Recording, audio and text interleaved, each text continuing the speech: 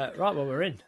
Good evening, or good evening, wherever you are, everyone. Welcome back into the Counter Scene podcast.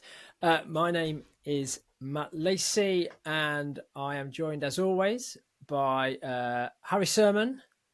Hey, good evening, all. Hey, Harry. And Jamie Joyner. Good evening, chaps. How are we doing? Yeah, good, Jamie. Yeah, good. This is episode 60. Can you believe we changed the logo 60. on episode 30 and now we've got to 60? Wow.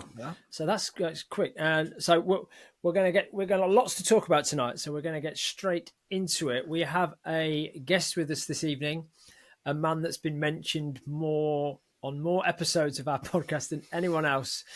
We finally got him on to talk about stuff. And I've come to realize he's the reason that we all know each other.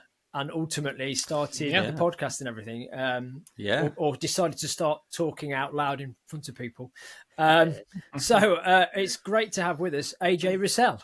AJ, how are you? Hey. I'm good. That's a cracking intro. That was great. Did I do all right? That was really good. Yeah, I've done this 20 times now, 60 divided by 3. Nailed it. Normally I do the ending, don't I? But it's welcome. Thanks, AJ, for joining us. It's great you could be here, mate. Thanks for the invite. It's I listen to this quite regularly, so it's quite funny seeing the three of you on my screen now. Seeing it happen live. This is very cool. Yeah, this is what it looks like when we do it. So as you can tell, it's a top flight professional outfit you're dealing with. Very professional. Yeah. So we've got loads of things to talk about, AJ. And I say we'll try and cover as much as we can and not end up being a record 3-hour episode or whatever. But I know, guys, if you've got any opening questions, any kind of, you want to do a quick fire thing to start with, or should we get into the meat? A few random little quick fires? Yeah, let's do some random quick fire stuff. Love it. Yeah, let's do it. Yeah. Who's going first then? This is like completely unfair. It's like, I think you're missing the whole preemptive kind of Slow down, quick fire. I can't keep up. Slow down. Yeah, quick This fire is so thing. quick. Right. Are these at random? Yeah, go for it. I guess so. Okay. Let's do it.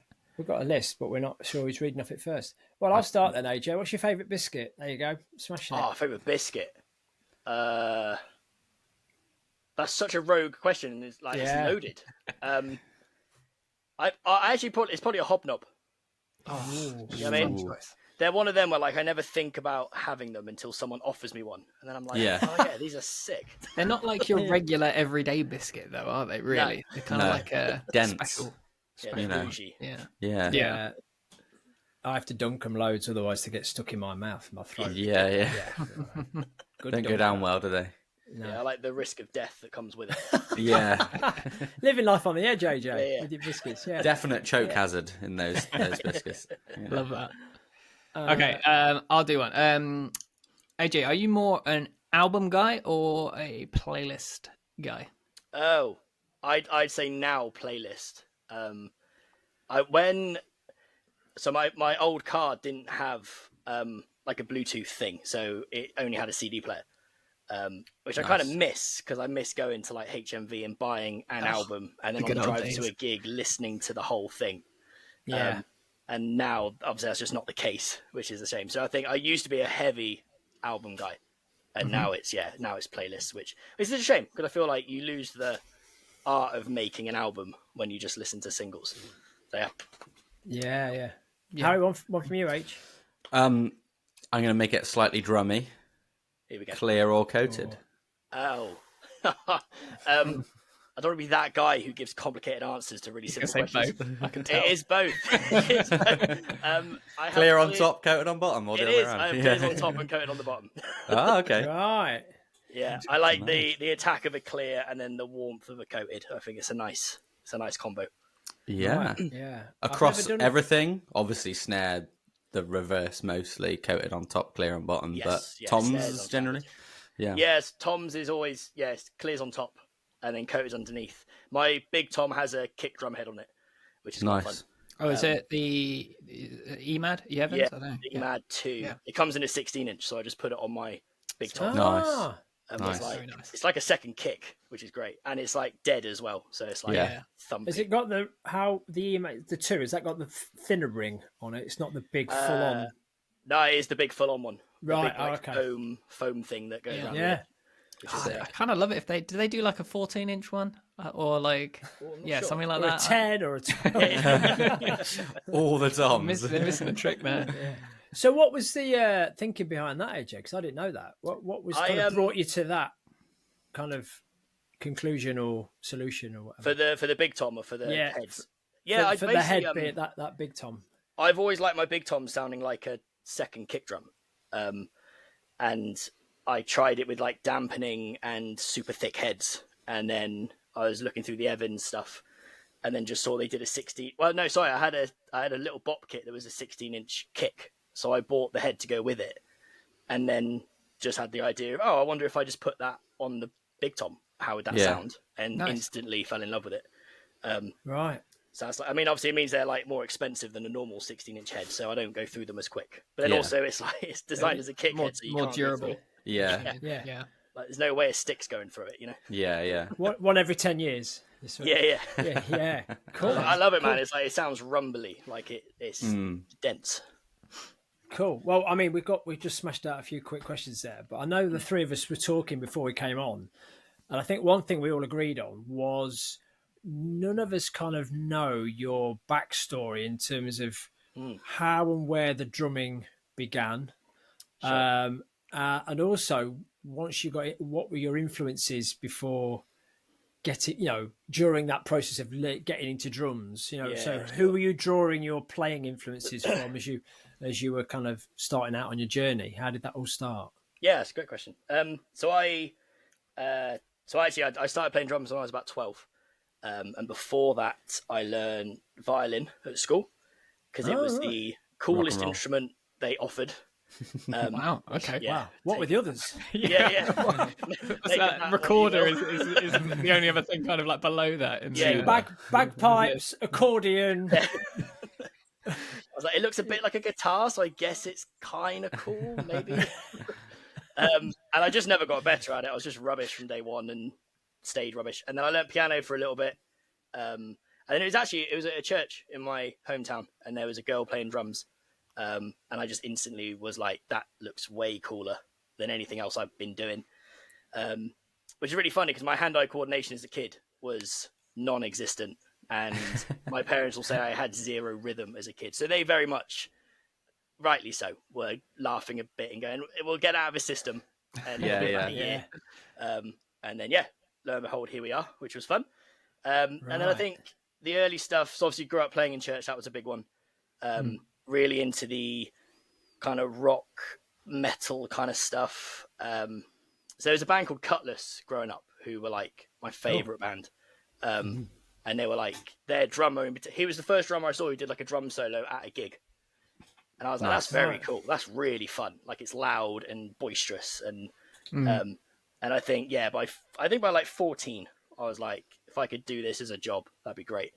Yeah. And then cool. Never look back. It's the only thing really I've ever taken to instantly, not in like I was naturally really good, but in I enjoyed it enough to want to get good. Yeah. So put in the work for it. Which, like my parents say growing up, I jumped around hobbies quite a lot. I have a bit of a jumpy headspace. Yeah, well, you got to try everything to see what sticks, I guess. Yeah, for sure. Yeah. Cool. So the drumming world's gain is the violin world's loss. Is violin camps a thing? I don't know. Doubt it. If they are, I want nothing to do with them. Yeah. Keep them far away. Yeah. Far away. Wow, we're losing listeners left, right, and centre tonight. How many people have we insulted already? No reflection on you, AJ, at all. Yeah. What other what were like some of the early main players then that sort of I can see behind you like Rhythm Magazine and whatnot. Who were the early people to go like, I want to be like this guy, or you kind of start to imitate a little bit, Yeah, so I remember when iPods were a thing, and iTunes, you could download little snippets of stuff to see if you then wanted to download the whole thing. And I downloaded loads of Modern Drummer Festival, and it would have been maybe like the 2009 one or something, which was the first time I saw that drummers can be a standalone thing. And that was so like Todd Zuckerman was like the first guy I saw that was like, that's really cool. Like what he's doing and the fact he's playing by himself, and it's insane. So Todd Zuckerman was a big one, and like Aaron Spears was a big one. Mike Johnston I got into quite, I think I would have been like 16 at college, so he was quite a big influence. And then, so lots of those kind of guys. Thomas Lang was the first guy. So my first ever copy of Rhythm magazine was like the end of year awards thing they would do. And Thomas Lang won the like best drummer of the year. And I was like, oh, I didn't know that was a thing. That sounds fun. And then checked him out and instantly was like, this is very, very up there. Very cool. My first ever copy of Rhythm was one with Travis on. And it came with a free Travis practice pad and pair of sticks. That's cool. If you like got the subscription. So my nan was like, yeah, I'll get it for you. It's like £1 a month or whatever. I was like, sick. And then like cut to like 3 years later and you've got like, you know, every Rhythm mag and but again, so much great stuff. And I really miss Rhythm Mag for that reason. Like, and I feel like it was a real dent in the UK when that went under. Yeah. Well, it's so weird because my partner got me, my girlfriend got me a Rhythm Mag subscription. And I got one one copy, and then and it's the one with Steve Gadd. It's the Steve Gadd one. Nice, and then that was the last one. I'm like, oh, great. Right. Have we all got copies lying around somewhere? Like I've got a massive box. I sifted a load. I gave a load away and chucked a load away, and then just sort of like fine tuned and basically picked up all my favorite players that were on the front, and I was like, keep those, you know. Yeah, it was a really special thing. God, it's not around anymore. Free posters and stuff like that. It's great. Yeah. Got a great Gretsch photo of Taylor Hawkins from like 2010 or whatever. They used to just come with like little random like posters and stuff, and you can just like fold them out, or like maybe it'd be like the Vic Firth Rudiments or something like that. The Rudiment chart. I got that. Yeah, that's really cool. That like super valuable stuff that I mean you can find it pretty easily, but actually stick that on your wall and as a studying drummer. That's gold right there. Like, that's so good. It went straight on my little like studio wall, and I had all the magazines like on show in my studio as well. And I'd often have like students be like, "Oh, you know, like I really like this drummer," and I'd be like, "Look, he's on the cover of this magazine." It'd be like Tom Howard from Muse or whatever, and like here's like a transcription of one of their songs, and it was like a conversation starter as well. So it's a real shame because I really think that like that medium, even though it's kind of a little bit out of fashion now, I still think there was something really special about it, and it's a real shame when we lost them. And like physical copies as well. I that's what I miss, is like an actual physical magazine, because I know like Instagram and all that stuff, it gives you all the same content essentially, but I'm like, it's just not quite the same as like an actual mag. Sitting and reading it. Man. Sad times. You got the kind of learn this thing this week, and you could put it on a music stand, and it was just there, or you could fold the corner and get back to it, and it wasn't scroll of the week or whatever, and it would just be some random guy had just put together like a few different fills and things. It's always just fun and creative. No, it's all good. So when was the first, was the first gig for you then, AJ? Was that a bit of church thing that you were kind of getting into then, or was it with a band you were like, how did that happen in terms of applying yourself, getting to a point where I can be in a band? What was that journey? What did you do then? Yeah, so playing in church was a big one. That was the first time I played in front of people. And I say that because I still play in church now, and it was a big part of my development as a musician in general. I think church is really good for teaching you to just things like pay attention, knowing that you're kind of doing something that's bigger than yourself. So it's not just about your drum parts, it's about how the whole thing worked. So I feel like getting that sort of education at quite a young age was really helpful. And then I was studying at college at the time as well. So I had my first like rock band I was in, which was called Crossing Over, because we thought of it while crossing a road. Genius. Great. I know. It's just, the creativity was just through the roof. And that was really fun. I really enjoyed that. It was really good fun. And then my first like paid gig was at college, because one of the tutors, it's really random. One of the tutors needed a drummer for like a function gig in like a social club. So he got me on that. So that was my first like paid gig, which I think it was literally like 60 quid, like in cash. Which was really funny because I also forgot it was paid, because I just turned up and just played loads of songs and was like, oh, it was fun. Everyone was dancing, happy days. And then they give you like a wad of money when you're 16, 60 quid is quite a lot. Yeah. Yeah. And I was like, I just got paid to play some really fun songs. That's ridiculous. It feels like it shouldn't be a thing. So I think that was the switch of, okay, let's try and actually do this properly. So I had like the church background for like realizing that I loved it, and then I had the like rock band for like the creative. Let's try and do like the band thing, and then the like first paid gig was the, oh cool, you can earn money doing this. Great. Let's see how that pans out. Yeah, but that playing in a room with other people, I mean, I know it's a well said thing. That's a bit of a cliche, but. And I don't know what all of us collectively are the experiences with our students, but it's about them learning the drums, not necessarily about them playing music with other people. Yeah. And that kind of, oh, I've got to watch him and he wants me to stop now. And, oh, they're really dancing to this one, so put more energy into it. All of that stuff doesn't come in the half-hour lesson or hour lesson. No. That's counting and coordination, but it's not actually the musical thing, which is, I was the same. I was gigging early.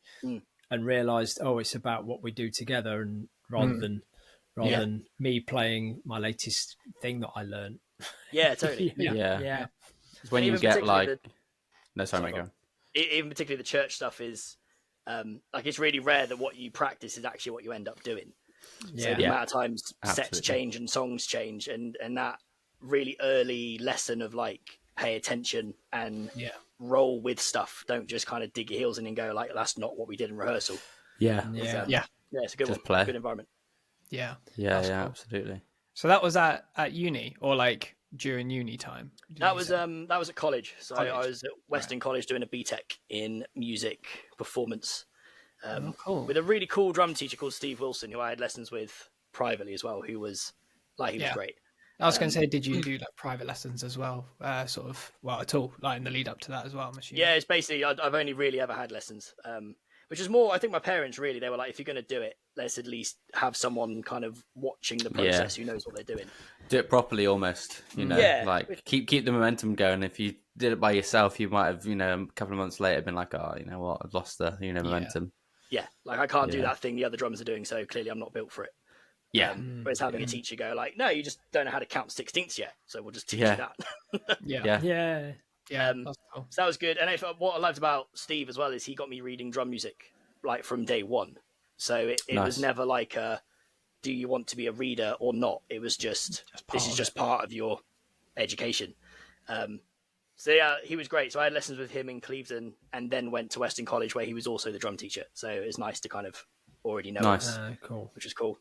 And then did a gap year at a college in Coventry for a year and then went to BIM for 3 years.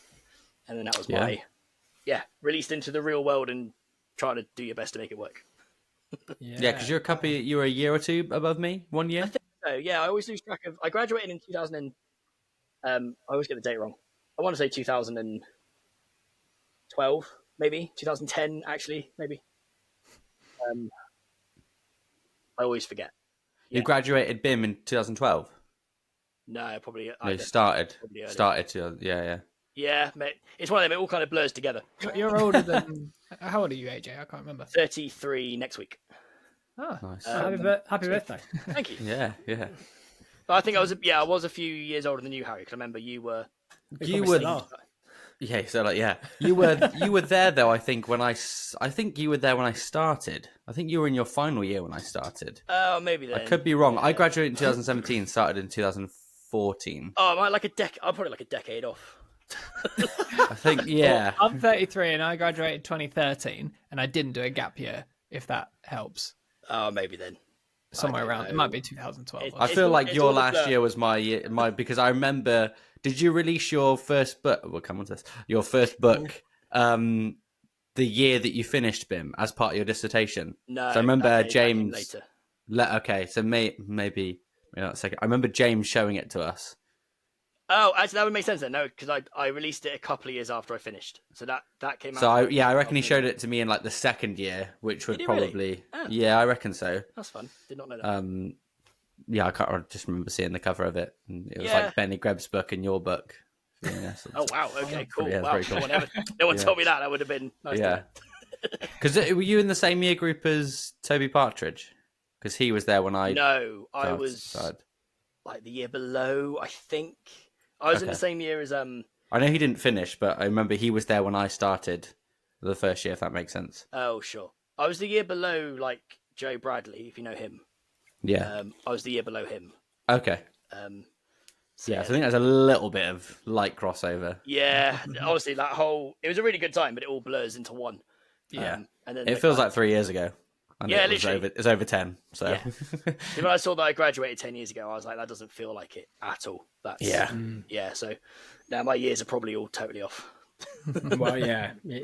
I've been doing a bit of that recently with trying to work out when things happened. I'm like, oh, that was then. Oh yeah. God, yeah. I'm 5 years out. Yeah. The main thing I do now is like, was this before COVID or after COVID? Yeah, I was going to say COVID really. It's a real measurement, that, isn't it? Yeah. A strong memory to remember something by, you know. BC. Yeah. Before BC. COVID. AC now. Cool.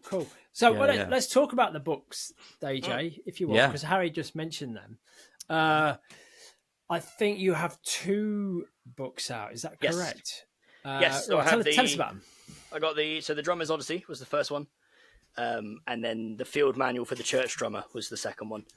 The Drummer's Odyssey is a very drum-heavy book. It's kind of a system for how to take one idea and expand it into 290 ideas. So every page has minimum 96 ideas on it. Maximum, I think it's about 280. Which actually came from, I was just really bored of my own playing, and I was just playing the same stuff. And I had maybe fallen into the trap of trying to find really overly unique ideas that are actually just not that usable. And I went kind of on a self-talk journey of what if we went right back to basics again, and I really dug into the basics rather than like, yes, I know a 6-stroke roll and I can do it, but have I actually like dug into it to the point where I can use it in 1,000 different ways? Sure. So then the system kind of came from that. So it's basically you get one idea, you find 3 or 4 variations of that idea, and then you combine all the variations. Right. And suddenly you start doing the maths on it, and you're like, these are hundreds of stickings, like straight away. So every page is months of work. So it's quite a sadistic book because you never really finish it because it's like you just can't. Well, there's always something else, isn't there? But I guess it's designed in a way not to, because you can just keep going and going with the same idea on just like that first page, like you said. Yeah, totally. Because the 6-stroke roll idea is where that book started, and that's like it was about a year's worth of work. Because my kind of thing I got to was I'm really bad at kind of like magpieing, where it's like, oh, there's a shiny thing, and I jump around ideas loads. So the idea was 6-stroke roll was the topic or the sticking, and I refused to basically practice anything else for I think it was about 6 months. I said, I'm just going to practice 6-stroke roll, and if I get bored of it, instead of changing idea, I'll get more creative with it and try and make it interesting again. Which I think for my playing was really helpful, and it definitely shifted a mindset thing, and then putting that into a book form happened quite easily, weirdly. So that was cool, and like it was nice to be able to put something out that's got your name on it. It's a bit like your contribution to the drum education world. So that was quite fun. And then the Field Manual for the Church Drummer was just that came from chatting to my dad, he's a vicar of a small church in Radstock, and I was playing at my church, which is Woodlands, which is they're 2 polar opposites. So Woodies is quite big. Half the team at the time were like professional musicians. And then you go down to like my dad's church where, they had like a really good drummer, but they had someone else who was kind of learning drums because they needed another drummer. And you've got everything in between. So the idea behind that book was, can we put something out that, irrelevant of the size of church or the type of drummers, would it be helpful? So it's there to serve the drummer who's literally had 1 drum lesson because his church needs a drummer, all the way up to the working pros who are serving in their churches. Right, sure. And it's small enough to go in your stick bag. So the idea is it is a field manual. It's there to go to the service with you. Yeah. And there's chapters in there like so it's called like how to read your worship leader or how to understand your worship leader. So when they're like, oh, I need this song more majestic. And it's like, well, what does that even mean? Yeah. Yeah.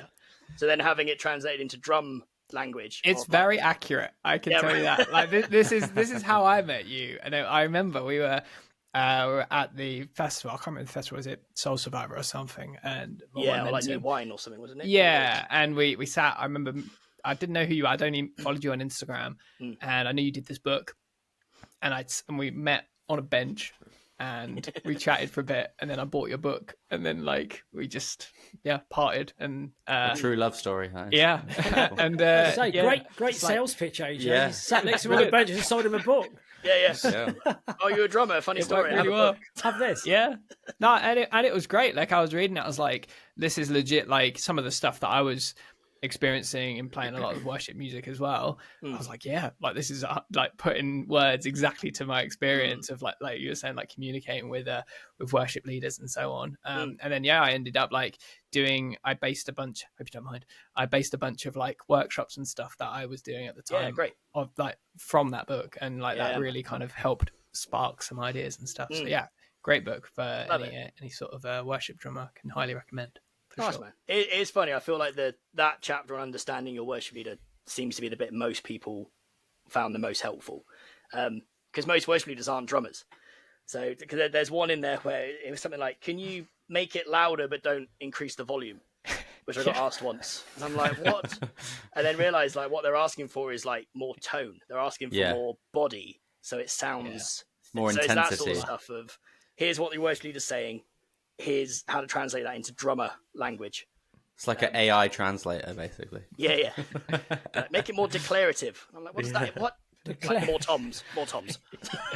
Just Googling what that word means. Yeah. Word backwards. Yeah. Great, mate. So they're available. AJ, how do people get hold of those? Yeah, they're on my website. Is probably the easiest place. Nice. Not because I don't sell them through the website, but it takes you to the distributor, and then you can buy it straight from there. Cool. Yeah. Oh, we can link that as well later on. Yeah, we'll put that in the show notes. The link. Yeah, in the show notes down below, people. Yeah. So how did that then? Jumping around a little bit, we'll come back to drum camp and so on. How did that then obviously lead us to your most recent release? Obviously your solo single, I guess we can call it that. Solo song. Video, the sort of I think you kind of said like the drummery sort of performancey type thing. How did that then come into play from there? Was that even an idea at that point, or is this something that's fairly recent? It's kind of recent and kind of not. So it's a weird story in the sense of that track started being written to do for clinics years ago, because at the time I didn't really have any session work behind me. So I was like, okay, I don't have any artists I'm working with, so I can't do the standard. If I got booked to do a clinic, I can't be like, I played on these songs because I didn't have any. So sure. Yeah. I was like, oh, I'll just write my own track and it'd be fun because then I can play how I want to.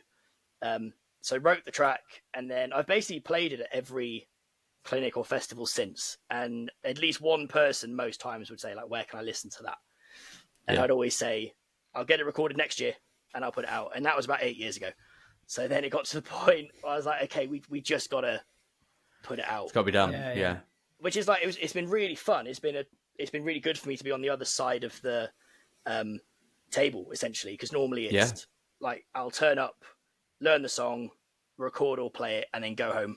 And then that track will just appear online under an artist name 2 months later. And if it's great, amazing. If it sucks, I just don't tell people I played on it. Whereas this was like, oh, this is 100% under my name. Like, if this is rubbish, there's like nowhere to hide. Yeah. Which is slightly terrifying, but also I think kind of good for me in a weird way. Yeah. And it's called The Remission. The Remission, mention the name of it, and that's available on Spotify now. Yeah, that's because we got a little sneaky listen to it, didn't we? A week or two ago with the video. So this will come out on the 25th. It got released on the 18th, didn't it, of July? Yes. I think it's right. So so it went on to Apple Music and Spotify, and even then, learning the process of how to put music out. Obviously, I've never been involved in that. And then the big one, I said I wanted a video with it. I wanted it to be it's very clearly me playing, not MIDI tracked in and whatnot. You delivered on that, mate. That was yeah. It was really fun, even that side of it, of like recording it, because I remember saying it's a producer I've worked with loads and he's great, and I said I want 4 takes maximum and then I'm calling it, because I know I'll just keep going and going and not be happy with it. And every take I did I thought was absolute trash, and I was like, I'm gonna have to splice this together in the most horrific way and make a real ball ache for the video guy. Yeah. Went outside for a coffee, came back in, and basically it is pretty much one take. It was take 3. When we actually listened to it, I was like, no, this is actually, you're right. Yeah. The odd little fill, like not even like edited in, but just slightly tidied up, or like yeah. But like mostly it's one take, which I was really happy with because Nice. I was expecting it to not be. Yeah, cool. When it comes to the parts, then, and you talk about the fills and stuff, how much of that did you absolutely have mapped out to the note? Was there specific ideas you wanted to bring out, or when you started thinking about putting the track together, did you have a framework like an A and a B, or an A B B A, or what was the kind of journey for you in terms of, well, did you work on the drum parts or the things you wanted to include first, or was it the kind of melodic side to the track? What came first in that process, AJ? Yeah, that's a great question. It actually wasn't drums at all. Drums actually got put on like last. It was more like themes than anything. So I had the kind of slight chorusy idea, and I was like, I like that, and I can think of a groove that would fit. And it was more ideas of like, I always knew I wanted a really open intro that would be very like, yes, it's to a click, but it's kind of being ignored at the same time. It's all very free floaty. And I wanted really tight verses, and I wanted a really like explosive chorus. I knew I wanted some kind of solo stab section in the middle. And then it kind of also evolved a bit towards the end of like, how do I make the last chorus more fun? So then switching to like hats and then double timing it, all that kind of stuff. And if I'm honest, like I said, because I did it at clinics for like 7 years before actually putting it out, it just sort of progressed over time quite naturally. So it's definitely not memorized note for note, but the general ideas are there. So I know in certain bits, it's like in that solo section, mentally I'm thinking the first bit is like linear, the second bit is gospel choppy, and the third bit is very flammy. So it's not to the note, but I know the kind of vibe. There's a motif you're trying to pick out at different times. Yeah, cool, man. Which is I guess fun. Also as well, they're like in a way, having it, being a thing for 7 years or whatever you said, like that has probably benefited it more now, because it's not like you've just come up with it in the last 18 months, recorded it, put some grooves to it, and now you're going to go, well, I'm just going to play it and just do whatever I want now. It's like you've already done that, and you've almost like cherry picked the best bits, and it's become like, obviously, even though when you play it, you'll probably still play things differently, like you said, but it's become like the best version, which is what every song should be. It kind of became the version I was the most comfortable with. So I found it was. I did a drum festival last year where I played it, and it was the first time I was like, I kind of switched off for most of that and just sort of enjoyed it, and I wasn't thinking really consciously like what fill would work here. So I think that's probably the point I got to. I was like, okay, let's go and put this on tape then, because I can just kind of enjoy it. And even in the recording bit, it was so weird being on that side of it, of kind of being the creative force and having to really give opinions on like drum sound and make all the decisions. It was really alien for me. Like my job's always been just do as I'm told and deliver what someone else needs. Was there a lot of like prep stuff? Obviously, like you knew what you're doing part wise and so on, but did you know what sort of like, obviously you knew the studio, knew the engineer and all that sort of stuff, and the video team and whatnot, but did you sort of kind of look at a couple of other like videos from other drummers as inspiration, and kind of that sort of sound, that sort of visual aspect, all that sort of tuning, all of the gear and all that sort of stuff? Or was it just like, I'm going to set up what I normally do, play, and just smash it out? Definitely for the visual, there was a few reference tracks. So a friend of mine called Dan did the video, who's great. And I sent him, I think it was videos by Anna Canals. There was a Louis Palmer video I sent him, and I think an Eddie Thrower video I sent him, and was like, not to like steal the look of it, but I was like that vibe. Yeah, or like the way the camera shots were moving. I said, I like that, is like the overhead one. I feel like for a drum video has to be there. Yeah, absolutely. But then I liked the handheld look to it as well. So it was really good. For actual tuning, like the tuning story is a funny one, because I got there, set my kit up, hit all the toms, and they're all completely dead. and I forgot that a week before I was doing a music video with that kit where we loosened Oh, all nice. the lugs. So the kit made no sound. So it was a bit of a panic, like, let's just tune it by ear. Don't overthink it too much. We'll just, and the engineer was great because he was just like, he's very good at telling you when to stop, which I appreciate. Nice. So, like I'm really going for this like middle tom, and he's just like, you're just doing this. You're overthinking it. Yeah. And he said, just tune it up, and then I'd hit it, and he'd go, that sounds great. Stop there. That's amazing. Yeah. Cool. Nice. So then sound wise, I think we did 4 different mixes, and then the last one I was really happy with. Nice. Because like I said, it's just so weird being in that driver's seat of really having to dig in and going like, if we're going to do this, like it has to be good. Yeah, it was fun. Did that give you that process that you've been through, like being in control of everything? Has that given you more perspective, like when you're working with an artist, in terms of you kind of now know where to place your drums, in terms of if you've got an idea of where they're going to be in the mix before you play, so how hard you're going to play, how soft you're going to play, and has it driven any more different types of conversations when you're asking an artist about what they want? Is it informed you more about what you think their end result might be, and therefore the questions you ask them in the process?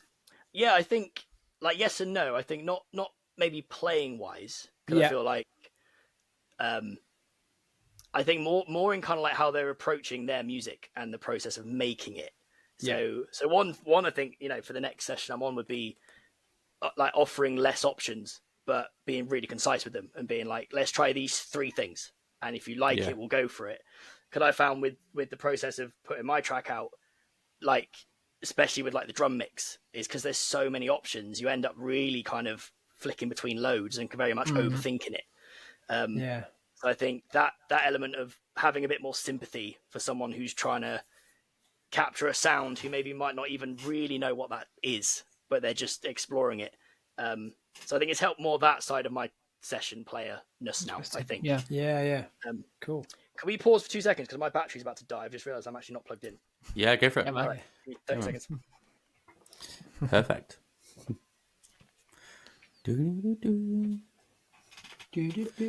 So I didn't actually have the list of photos. I couldn't questions. I couldn't find it.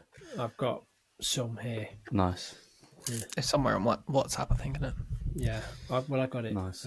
Nice. Here we go. Nice. Doing a better job than most of my online students, mate. Mid-paradiddle, it just freezes. Dead. It's like, oh, okay. Someone didn't turn the plug on. Cool, AJ. So you talked about this. This came from your clinics. You know, they're putting this track together for you to play to. So what clinics are you doing at the minute? What have you done? What's that journey been like for you in terms of starting out, like you said, mate, 8 years ago? How did that first clinic come around, and how have you gone about kind of pursuing that as an opportunity or an outlet or one of the things that you're known for, as it were? Yeah, sure. I think I always knew I wanted to go into the clinic game because it felt like an environment that would be fun once you get over the stress of it, because I get to play drums, which is really fun, and you get to teach drums, which I still really love, but it's to a different crowd than, you know, the 6-year-old who it's like you're kind of talking to a crowd who are already engaged, they're already fully on board that drums are great, let's dig into some stuff. So I felt it was always an environment I wanted to be in, and just add to, you know, me and Jay's lovely love story. Jay was actually at my first clinic, hilariously, which is with now a very good friend of mine called Dave Major, and we got to know each other kind of virtually and just sort of got in touch and just chatted loads. And then we had the idea of, if I put on a clinic in Bristol, would he come and join me for it and let me open for him, which then happened, which was really good fun, which is also terrifying. We can get into that in a second. The headspace to doing a clinic is a complex one. And I think it was almost like my goal was, do I enjoy it enough to do this again? Or was it so horrific that I never want to go near that? And I enjoyed it enough to go, I could definitely do better. It was pretty ropey looking back on it. which is where the remission got played for the first time. And even watching the video back, I'm like, it is awful, like really bad. So then it just became okay, cool. How do I get good at doing this? So delivering, educational content, but in like a room of people, which is so different to private lessons. Yeah. And even like masterclasses, like it's a totally different vibe. And how do you normally like? Sorry, I don't want to cut you off. Sorry, just flying thought. Do you normally in the teaching part of your clinics? Do you normally have a selection of topics that you'll pull from, or is it always like the same type of thing? I think now I've got about three. I've got about three I could pull off. The thing I learned from the first one was, and I think this is the real hard thing about clinic teaching is, because you don't know who's going to be there. So there might be, let's say there's, 20 people. You could have someone there who's been a working professional for years, and then someone who literally started playing drums last week and they just love it and they're coming to clinics. And it's trying to find a topic that appeals to both and everyone in between. I think my first clinic, it was almost too advanced, really, because I had, there was a student there of mine who came and she was like, oh, I was just a bit lost for the whole thing. Did you do like 6-stroke roll variations or something like that? Yeah, it was basically the Drummer's Odyssey concept. Yeah, must have been. Which I was like, oh, I can explain this really simple and it'd be great. And then she was like, but I didn't understand the initial concept. And I was like, oh, right, yeah, rubbish. So I learned a lot from that. So when I got the Eddie Thrower clinic, I feel like that was the one where I really landed on this really appealed to everyone. And from chatting to people afterwards, I got, DMs from someone who has like, I've known a paradiddle for 10 years, but I've never done it that way. So that's really exciting. And then someone else who was like, oh, my teacher just taught me the paradiddle, but I didn't know it could be that interesting. So I want to really dig into it. And I'm like, nice. Okay, cool. That's a nice moment of there's a topic that works. How do I get more topics like that? Because that's tricky, really tricky. Yeah. And I guess you've got to like have confidence that you can talk on a topic like that for a long time, especially if you don't get any interaction or any questions or stuff like that. If you've got to talk on 6-stroke rolls or paradiddles or whatever for, I don't know, 15 minutes or whatever it is, I'm sure it feels like way longer than that. And like, I don't know, and do you rehearse it? Do you sort of like time yourself and that sort of thing when you're prepping for? Yeah, kind of. So it depends on the type of clinic. So if you're opening for someone, naturally your time is shorter, which is helpful because it's then very like, okay, I'll play a track, take some questions, play a track, 10 minutes of me delivering something, and then you can kind of go from there. Whereas when it's like just you and it's an hour, it's trying to go, how do I thicken out that idea? And then also, like I said, like the hardest thing is you have to really kind of ride it because you don't know who's going to be there. So I did a masterclass with Rob Ryan 2 weeks ago, last month. And that was great purely because there was 2 people there who were so into it. They were just asking so many questions. It was great. Other ones you've done, if they're a slightly more reserved crowd and they're giving you nothing and you're like, oh, they're hating this. And then afterwards, they're like, love it, best thing ever. And I'm like, well, tell your face. You've got to have something in the back pocket then, I guess, haven't you? You got to have like some material, if they don't want to ask questions. Plan How B. can I, elongate this 40 minutes, whatever it is, Yeah, totally. Yeah, it's tough. It's good fun, kind Fair of. play, man. And have you got any more coming up, AJ? Any more? Nothing solid. I've got lots of potentials. There's a couple of shops that we're chatting about doing something. A couple of friends I'm trying to team up with. I've noticed that's quite a nice way of doing it. I've noticed is teaming up with other drummers. And delivering something together is quite fun. So I've got a few friends who we're trying to get a date in. But yeah, nothing solid. Right. Nice, man. Great. Well, we'll keep an eye out for that. Cool. Thanks, man. Yeah, real. They are good fun. I really enjoy them. And I think, nice. Yeah. Having learned to also navigate the kind of mental side of it, because that, like, because I know you guys have chatted like imposter syndrome on the podcast before and all that. Yeah. It's a real big one. Like I said, particularly the Eddie Thrower clinic, that was, it was more of a mental struggle than anything drumming or like physical. Yeah. And what do you do, from that, either the physical preparation for the event? I mean, do you put in time aside to time your sessions, work out what tracks you're going to play, what topic you're going to cover, how long you're going to cover it for?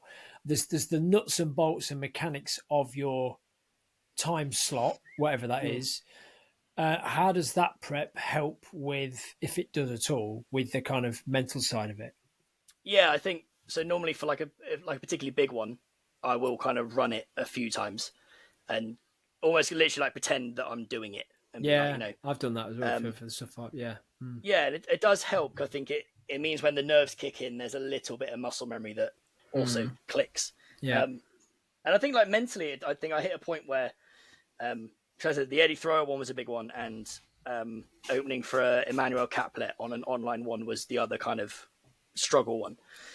And it was hitting the point of like everyone's there to see Eddie, and Eddie plays like Eddie. Like me turning up and now trying to be like Eddie achieves nothing apart from discredits me. Same with Emmanuel. So I was like, actually, I'm a very different drummer to both of them, which is actually something to kind of celebrate, not let myself get bogged down and nervous by. Yeah. It's kind of turning up and just going, actually, like, just do you. Not everyone's going to like it. And that was also a bit of a headspace I had to go into of like, I'm a natural people pleaser. So I was like, going into it, telling myself, so, like, most people here hopefully will enjoy it. There will be people that won't, and that's okay. And you just go and do you, So all those kind of mental struggles are almost weirdly more prevalent than the actual physical drumming side of it. And there's a really good quote from Simon Phillips from a Modern Drummer thing where he said, if you're kind of walking on stage feeling a bit like your technique's not that great or you're not quite sure, he was like, it's a bit late to worry at that point. Like you're just going to play how you play.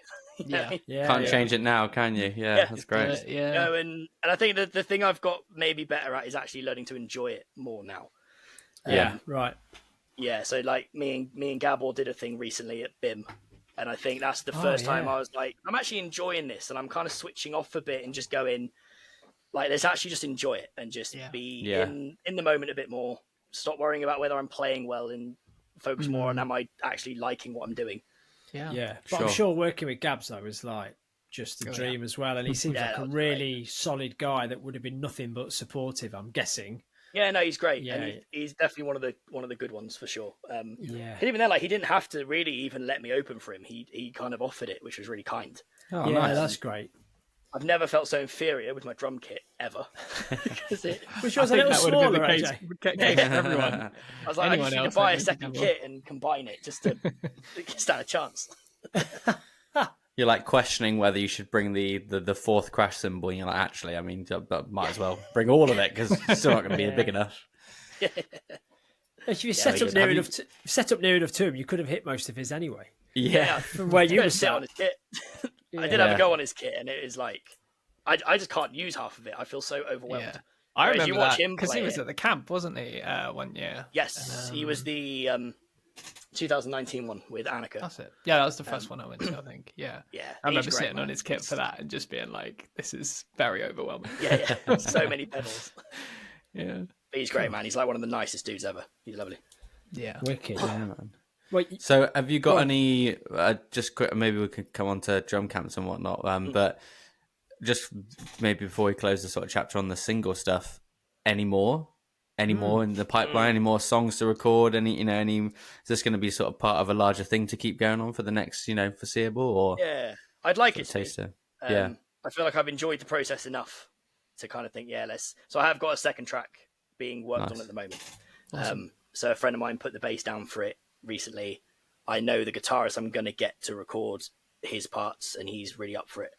And they're just really, it's just nice bringing in musicians who they're very good at me going, here's my rough idea, and I'll kind of like send a voice note or like I'll hum something, and be like, that's what I'm hearing, can you just, or like I'll MIDI program like a bass line, and I sent it to Soul and was like, can you just kind of adjust this up a bit and make it not lame? And then he sent something back, and I was like, oh, you've nailed it, because you basically stuck to the idea but made it human. Nice. It's fun, man. So that one, if I can get it done by the end of the year, I'll be happy, but we'll see. Yeah, man, 2 out, that'd be good. Nice. Yeah, for sure. Real. Cool. So, I mean, we alluded to it there, Harry, but you talked about the camps so just for Jay, 2019, so Drummers Odyssey Camp, AJ is what we're talking about now, and we've mentioned that numerous times on here. Makes me happy every time, by the way, when it does get mentioned. Cool. We don't have to send you any money, do we, or anything? We haven't done it. My people will talk to your people. Well, maybe, actually, thinking about it, maybe you should be sending us money. I don't know whether... So when was your first camps, Harry, when you went to Odyssey? Mine was 2019, the one with Gabs and Annika and, I'm going to say, Ben Thomas, Ben Thomas, yeah. So, yeah, I think that was the second year of the camp, wasn't it? Yes. Yeah. And Harry, what about... Mine was the first one that we all met at, I think. The one with Kaz, Mike, and Debbie, which is 21, 22? I got all the posters on my wall. 21. 21, was it really? Okay, cool. Yeah, 21. So that was my first one as well. Yeah. 21. Yeah. So, I mean, thanks, AJ, for putting those on, because I think that was so good. My network of drumming mates, connections, nationally, and a few I've met some people from abroad that have been on your camps as well. Yep. That's most, as I said to you, previously, AJ, most of my drumming network has come directly through Odyssey Camp or through someone else of Odyssey Camp, so through a connection of a connection. So back to the beginning, you've done your book, The Drummer's Odyssey. Yep. I guess that came first. Is that right? Yeah. Yes. So what was the kind of process like? Oh, you know what? I could actually do this this could be a camp thing. What was that thought process when you did the first one, which I'm guessing is 2018? 2018 was the first one. Yeah. So what was that journey like in terms of I'm going to put on a camp? Yeah, that's a great question. Firstly, I mean, it's nice to hear, like you said, that your drumming network, that if the camp's been a part of that, that's great. And if it was, even when you guys set up a podcast off the back of it, I loved it because I said that literally it's shown the camp's achieved what it set out to, which is got people together who then built friendships, who then built other stuff off of it. Yeah. So it's great. Like I said, like when you guys started doing a podcast, I was rooting for it because I was like, this is so good. So 2018 was the first one. So hilariously, the book and the camp aren't actually really connected at all. It was just the name that carried over. I was arguing with other names and debating and just thought, actually, the Drummer's Odyssey is the current name that's associated with me. So I was like, well, let's just keep the name. And it's kind of, like Odyssey's the term for a long and arduous journey. And I was like, well, what better description for our careers? Exactly. So it started mainly because so Emmanuel Caplet, I've been a really big fan of hers for years, and she did a camp in Spain, and I thought, if that ever came to the UK, I'd love that. I'd be all over it, and check dates, and it wasn't happening. I was like, that's fine. And then you have that silly, fleeting idea of like, well, if I just put it on, I get to attend, but if other people like the look of it, maybe they'll come as well. And then you put the idea out of your head quite quick because it's ridiculous. Yeah. And I kind of have this rule that, like, if I ever get an idea and I talk myself out of it, I then deliberately sit down and plan it as if I'm going to do it, to go, have I talked myself out of it because it's actually a bad idea or because it's a big idea that's daunting? And then sat down and basically like makeshift planned it, and was like, this could actually work. And then you have that horrible moment of, I probably have to do this now, I reckon. So the idea to bring 2 UK drummers in was, obviously it's expensive to put a camp on, but my priority was always small groups was the priority. Just because of other camps I've done growing up where the groups I felt were too big and you kind of lose something. But having 10 people, like, I'd have to charge them so much to cover everything. Whereas by having 2 UK drummers as well, I could triple the numbers, but it doesn't triple the expenses. So it meant it was a nice way of keeping the cost affordable.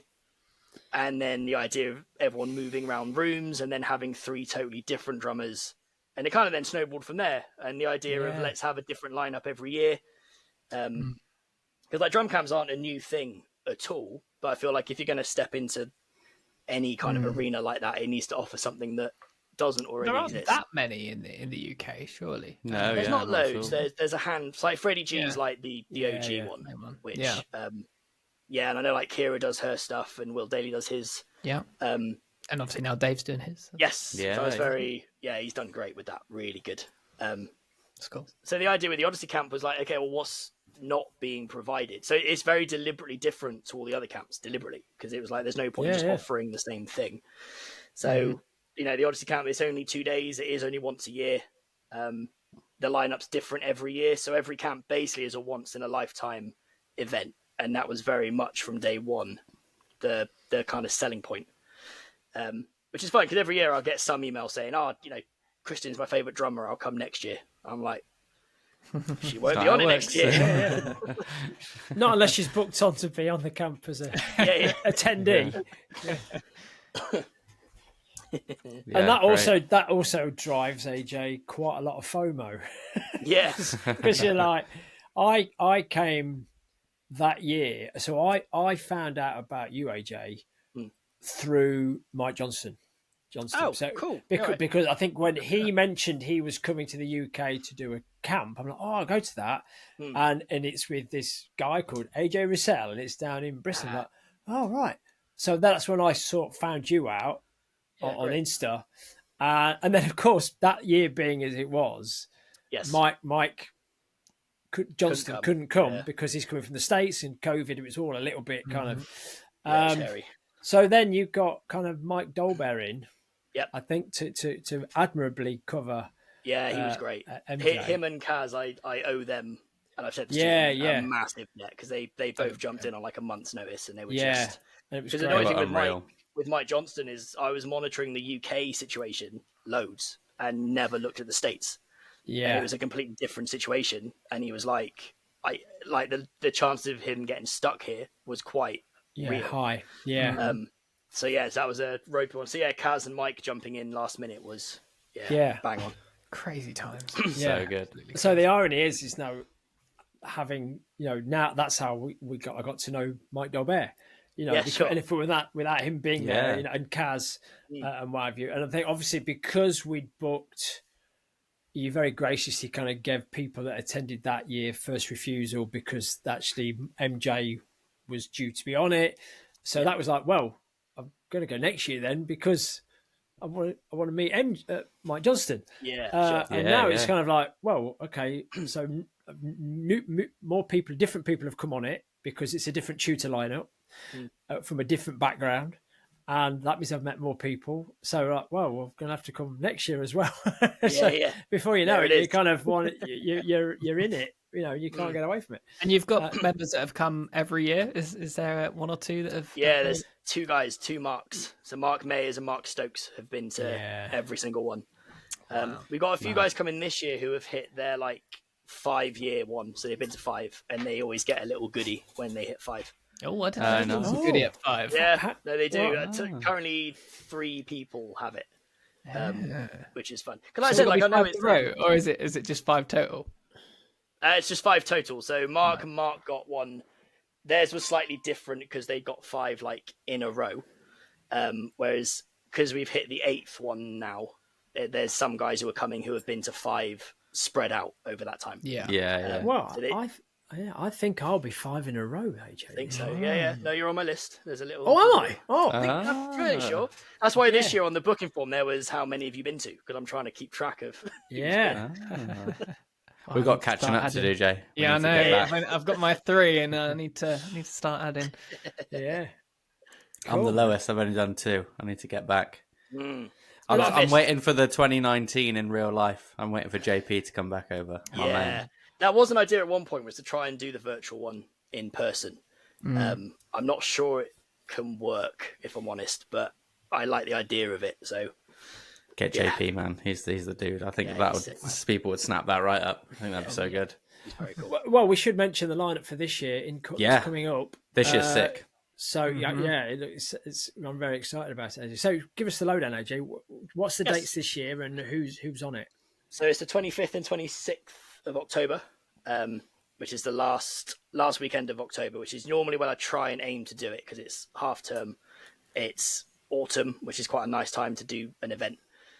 And then this year, so we have Ian Matthews from Kasabian, who's great, and I've known him for a while, and I've always had him pegged as you'd be cool to get in at some point.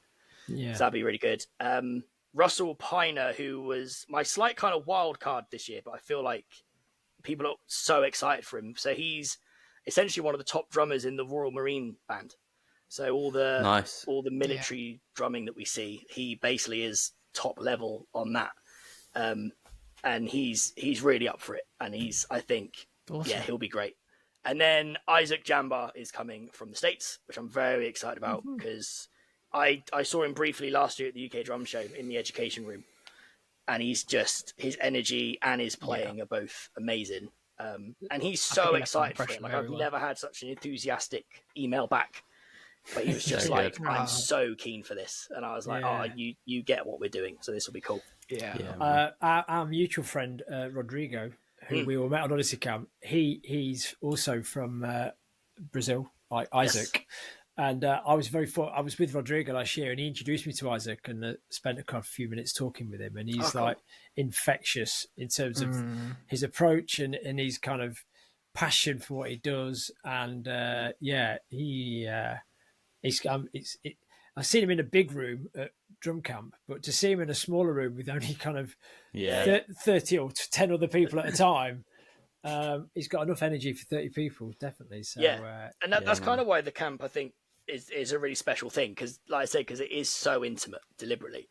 Yeah. So it's like you do literally get to sit in a room with 9 other people, with, the Mike Johnstons and the Annikas, and like Matty Brown when he came. The fact his session was, who wants to play along to the Stormzy backing tracks we use. I was like, that's so cool, really. Sick.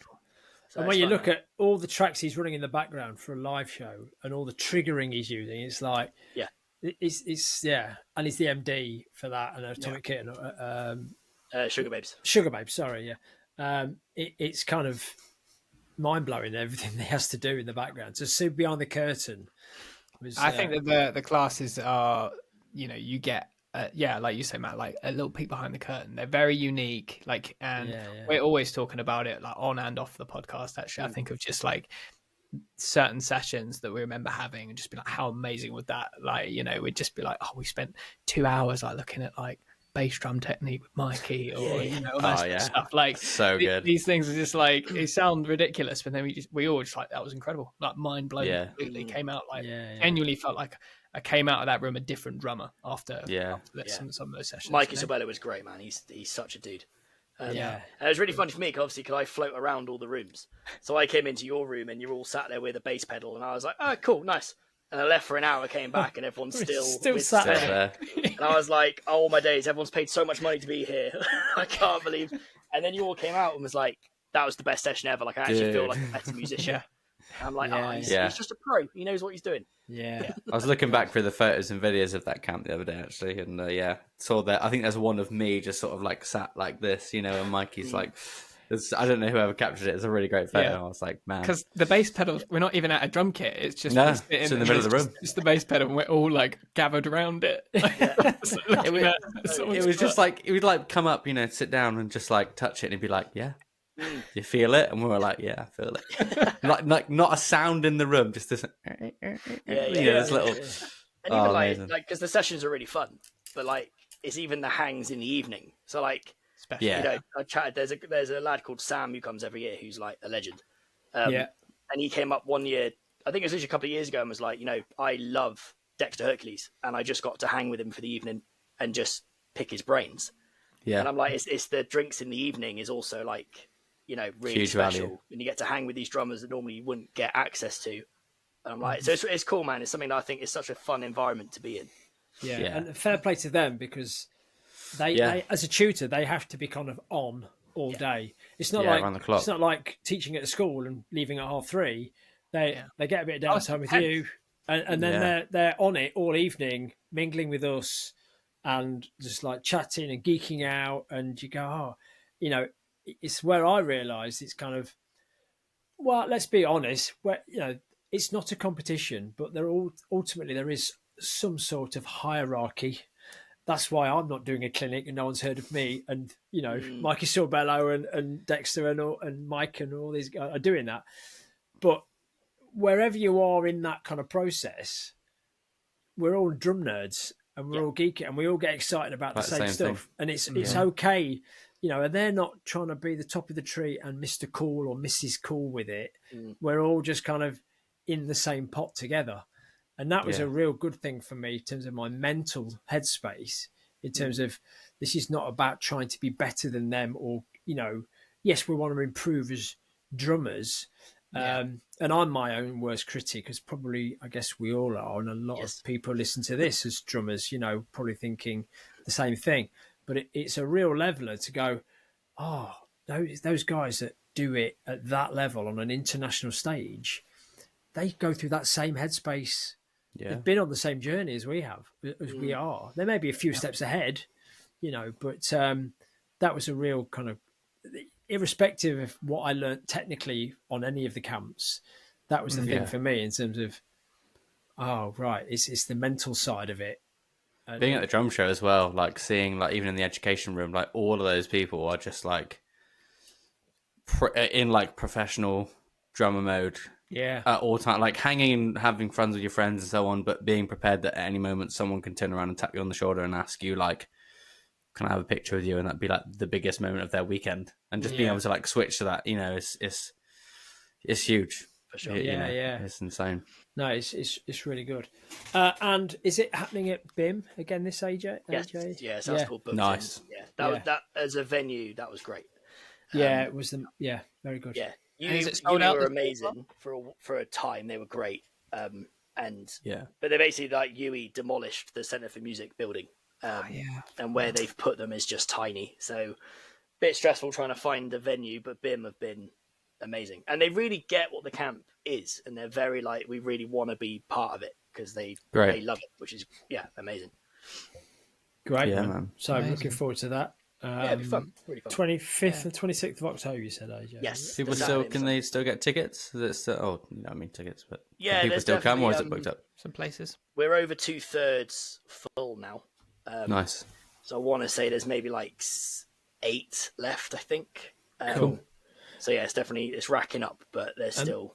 And we'll put all the links in the show notes at the end, AJ. But just what's, because that's a different email address for that. If people wanted to get in touch with you on Instagram, or the Odyssey Camp, I should say specifically, on Instagram or email, what's the details for that? Because that's a separate. Great. So the website is just the Drummers Odyssey Camp. Odyssey spelt ODYSSEY, because I've spelt it wrong a million times. And then the handles is just Drummers Odyssey Camp. And then the email is thedrummersodyssey@gmail.com. Cool, man. Cool. And then hopefully people will snap those places up, and we'll have a full house. Yeah, hopefully. It's been it's pretty well attended now, which is nice. There's less stress that we're not going to have a decent amount of people there, which is nice.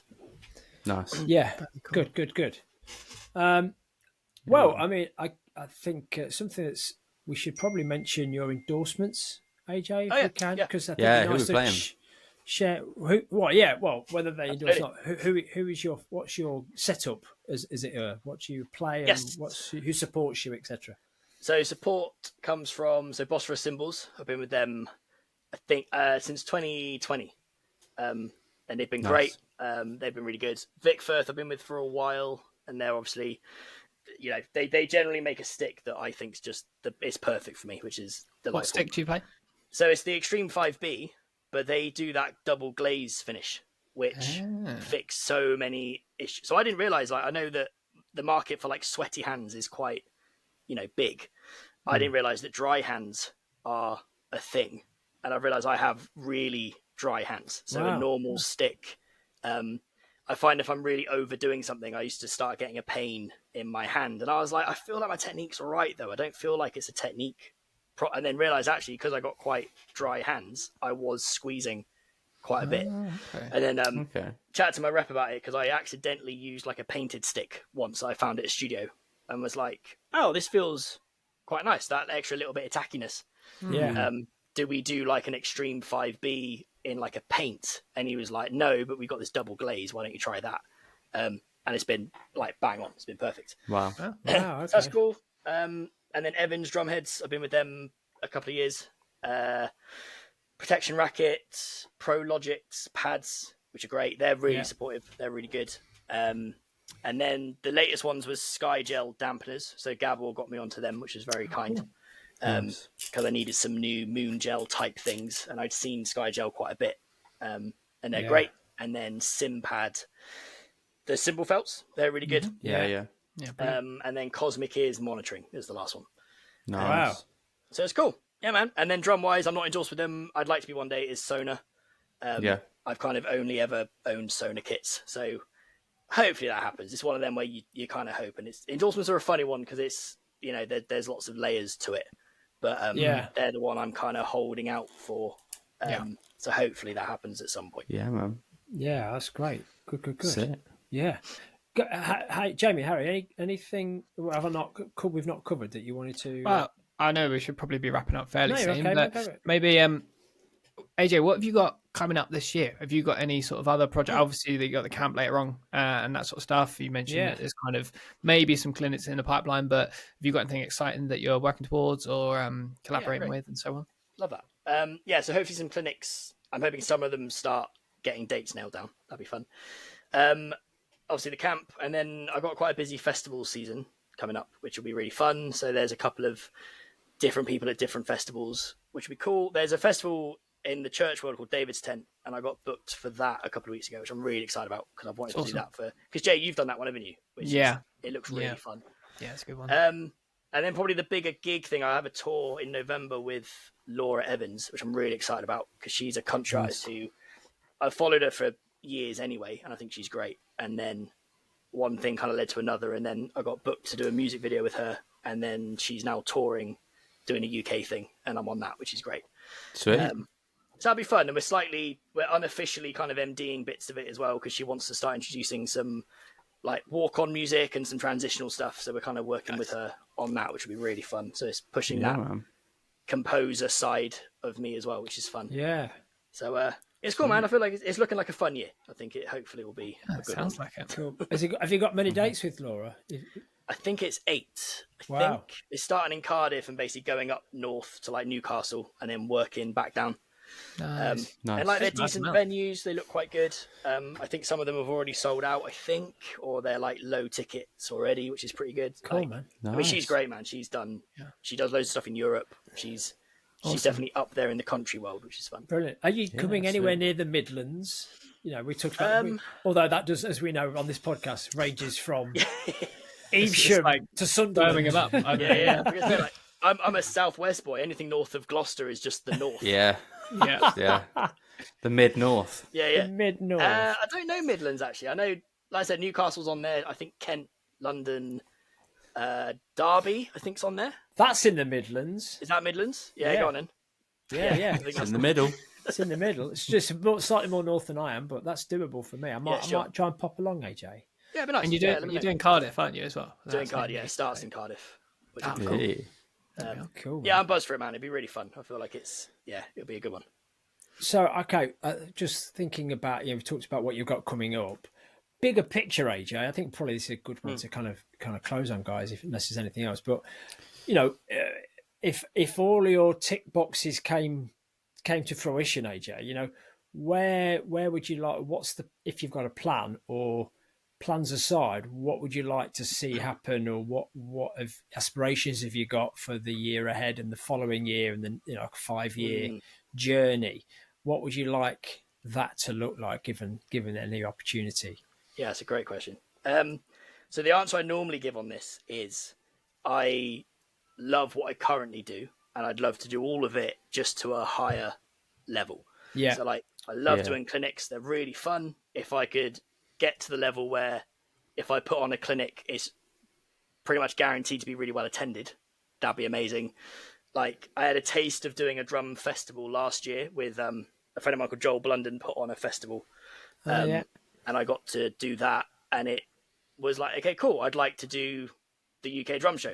You know what I mean? It's like that kind of, and then touring with artists and doing sessions. Like I love it, but maybe having some artists that are actually really well known would be really fun. So it's kind of like everything I'm already doing. I just want it on steroids in 5 years. And just That's awesome. No, good. For sure. Yeah, quite right, mate. Well, I'm sure, the way you're going and everything, that will It's all going up. Will all happen. No doubt. Yeah, we'll see. I think it's important to aim, I think, ridiculous sometimes and just gun for it, Yeah, too right, man. Too right. Great. Well, I mean, we'll wrap up. Thanks, AJ. It's been great to have you on. Yeah, man. We'll put the links in the show notes. Just so we've talked about Odyssey Camp and the handle. And so if anyone else wants to reach out to you, whether it be an artist or someone for lessons or interested in clinics you might be attending, what's your other contact details that people can get hold of you at, AJ, directly? Yeah, so my handle is AJ Rousell Drums, all one word. Rousell is Rousell, because, again, everyone spells that wrong, rightfully so. And then my website is just ajroussell.com. And it's basically, those are probably the best places to, get in touch. Wicked, man. Nice. Great. Well, it's been great to finally kind of have you on.